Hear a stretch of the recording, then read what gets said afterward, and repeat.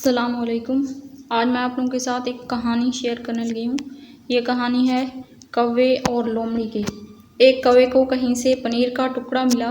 वो उसे खाने के लिए दरख्त पर जा बैठा। नीचे एक लोमड़ी बैठी थी। वो बहुत भूखी थी।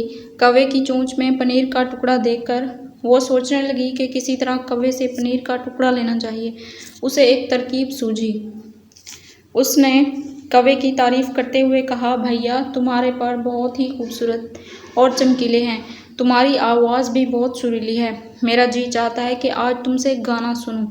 कौवा अपनी तारीफ सुनकर बहुत खुश हुआ और काई काई करने लगा। जो ही उसने मुंह खोला पनीर का टुकड़ा ज़मीन पर गिर गया। लोमड़ी ने फ़ौरन उसे उठाया और खा गई। कौवा मुंह देखता रह गया। नतीजा, खुशामद पसंद हमेशा नुकसान उठाता है, खुशामद बुरी बला है। तो यहाँ पे हमारा आज का लेक्चर होता है ख़त्म। उम्मीद है कि आप लोगों को ये वीडियो पसंद आई होगी।